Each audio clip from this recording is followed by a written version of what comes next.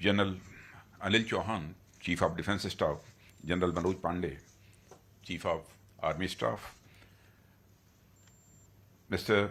Sombi Shah, UN Resident Coordinator, Senior Officers of Government of India, officials of UN agencies and various countries, representatives of various think tanks, friends from media, ladies and gentlemen. Today, we have gathered here to commemorate the 75th anniversary of UN Peacekeepers Day, a momentous occasion that allows us to reflect on the remarkable contributions of the brave UN peacekeepers in upholding peace and security in conflict-affected regions. As the Defence Minister of India, it is an honor for me to address you on this significant occasion.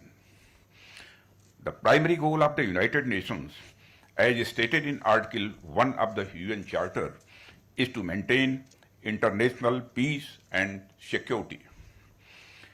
This implies preventing conflicts between nations and promoting conditions that contribute to peaceful relations and the resolution of disputes through peaceful means.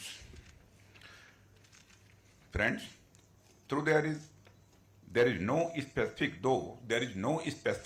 provision for peacekeeping in the UN chapter, it is unarguably the most visible function of United Nations.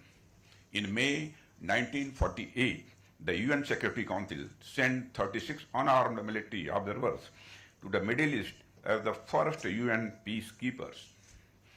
In the 75 years since then, more than 2 million men and women have served under the UN flag. More than 4,000 fatalities have occurred in all peace operations since 1948. The UN Peacekeepers Day is dedicated to these heroes of humankind, and I salute them. Brothers and sisters, the United Nations peacekeeping operations have been instrumental in maintaining stability, preventing conflicts, and facilitating the restoration of peace in regions torn apart by violence.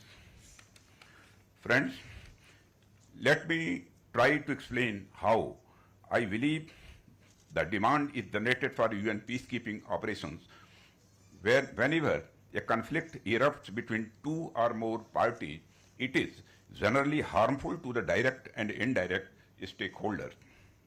But no matter how much harmful it is, the conflict develops a negative but a stable equilibrium leading to the perpetuation of conflict.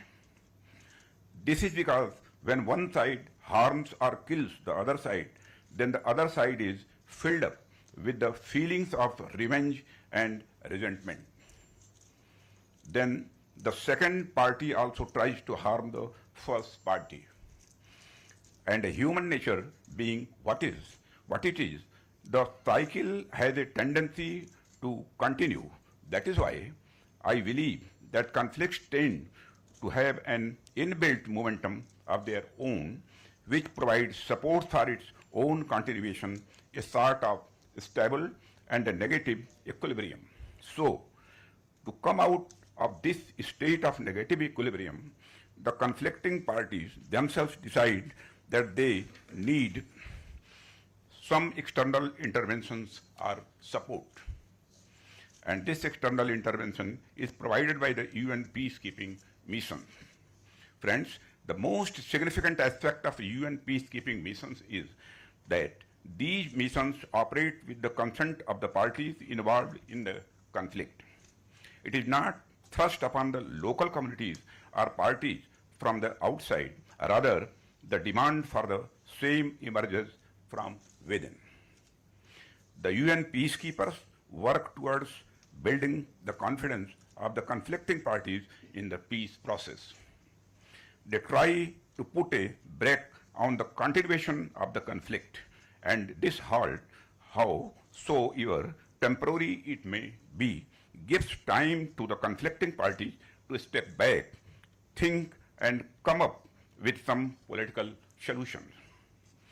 History shows that UN peacekeeping operations have been mostly successful in dialing down the active conflict, and when the active conflict subsides, political solutions get some space to emerge and evolve.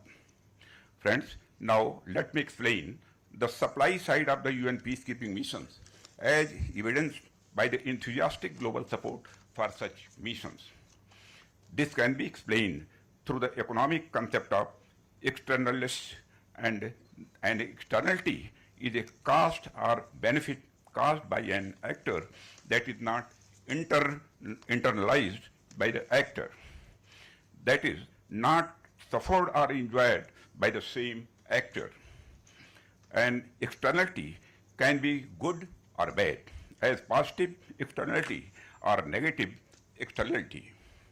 An example of positive externality could be the act of walking to office, which reduces congestion and pollution for the whole society. Conversely, an example of negative externality could be air pollution from using motor vehicles while commuting to office. So, when there is a conflict between two or three countries, or as a civil war within a nation, it is harmful to the directly involved actors or participants in the conflict. Moreover, it also has negative external life for those who are not involved in the conflict. We are all aware of the plethora of negative externalities that emanated out of the recent conflict between Russia and Ukraine. It led to the food crisis in various African and Asian countries, and also fueled an energy crisis in the world. Friends, the point I am trying to make is that a conflict at a particular place or region creates ripple effects which adversely impact the whole world. So, the rest of the world becomes a stakeholder in resolving the conflict and to restore peace in the place or region. This is because peace has positive externality when two or more conflicting countries or parties restore peace among themselves, then of course they benefit in terms of human lives saved, higher economic growth achieved, etc. But the rest of the world also benefits as peace fosters stability and encourages economic growth. In peaceful conditions, business can thrive, investment flows increase, and trade flourishes. Friends, therefore, it is the positive externality of peace and negative externality of war which drives the United Nations along with the responsible nations of the world to act towards resolving any conflict. This action is manifested in terms of deployment of UN peacekeeping missions in the conflict zones. India has been one of the largest contributors to UN peacekeeping operations. Since its first commitment in Korea in 1950, Indian troops have supervised complex, unmanageable peace operations, earning universal admiration for their professional excellence. Our courageous soldiers, police personnel, and civilian experts have demonstrated exceptional dedication and unwavering commitment to the cause of peace. They have selflessly served in some of the most challenging and dangerous environments, embodying the spirit of peacekeeping and upholding the principles enshrined in the United Nations Charter. Friends, on this solemn occasion, I extend my deepest gratitude to all the valiant men and women who have served or are currently serving as UN peacekeepers. Their unwavering commitment, professionalism, and sacrifices inspires us all. We also extend our condolences to the families who have lost their loved ones in the line of duty. We stand with them in solidarity and offer our support. Friends, while we commemorate the past, we must also look towards the future. the challenges being faced by the peacekeepers continue to evolve, demanding innovative approaches and enhanced cooperation among the responsible nations. We must invest in training, technology, and resources to ensure the safety and effectiveness of our peacekeepers. We must advocate for the meaningful participation of women in the peacekeeping operations, recognizing their unique contributions in the context of difficulty expressed by women in conflict-affected areas.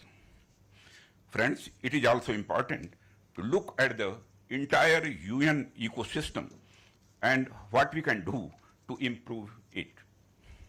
One important reform that stares us in our fourth phases is to make the UN decision-making bodies, including the United Nations Security Council, more reflective of demographic realities of the world.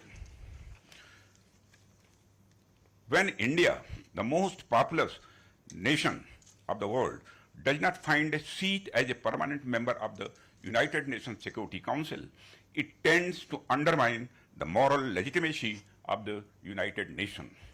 Therefore, the time has come for making the UN bodies more democratic and representative of the current realities of our age.